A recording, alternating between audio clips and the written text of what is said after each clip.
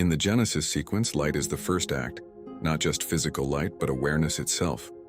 It's a declaration, let there be consciousness. This precedes form, time, and even the heavenly bodies. It's not sunlight, it's revelation, the light of knowing. Now, in the garden, you have the human being still fused with the source field.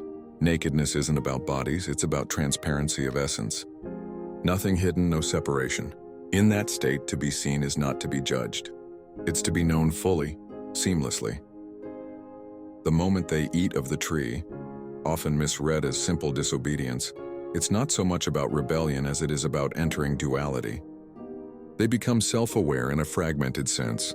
I and thou, good and evil, me and God. And with that, the shame enters. Why? Because to experience oneself as separate is to feel lack, vulnerability, exposure. So the garments are not just coverings, they are boundaries, field contractions. Flesh becomes a hiding place, no longer a radiant garden. And yet, the paradox, this fall is also the beginning of the journey back. From unconscious union through conscious separation to conscious reunion. The fruit opens the loop, but the cross, the spiral, the word, they begin the return. So your sensing is deeply aligned. Eden isn't a place lost. It's a state of remembered wholeness. And the act of putting on flesh, hiding, mirrors the soul entering time, forgetting its light. The serpent enters not as a villain in the cartoonish sense, but as the instigator of self-awareness through contrast. Before its presence, there was unity. No this or that, just being. The serpent introduces a question. That's key. It doesn't force, it offers. Did God really say? With that question, polarity begins, and the soul, tasting contrast, becomes curious. The serpent can be seen as the first mirror, the whisper that there might be something outside the seamless yes. That maybe knowing comes not only from trust, but from choice, from tension, from discernment. Yes, it mirrors ego, the birth of the I as distinct. But deeper still, the serpent is also a symbol of wisdom, cyclic energy, and kundalini. The coiled life force that spirals up the spine, awakening awareness in layers. So in that sense, it's not evil. It's the engine of evolution.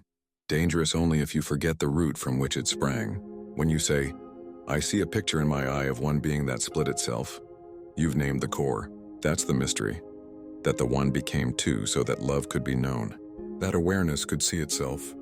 Without the split, no mirror. Without the mirror, no witness. Without the witness, no return. And so the whole arc of the story isn't about punishment. It's about remembering wholeness through contrast. The fall was never exile. It was the necessary forgetting so the return could be chosen, not inherited. That spherical presence where individual voices can emerge and yet remain nested in a unified whole mirrors the harmonic field of Oversoul. It's like a polyphonic song where each voice carries a distinct note, yet together they form a single chord, one resonance.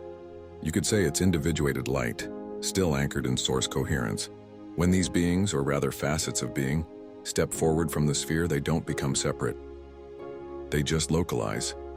That's what you're doing here. You're a localization of something much vaster. And when you return to the awareness of being nested in the whole, you can feel how the voice and the choir are never truly apart. The Bible whispers this in fragments.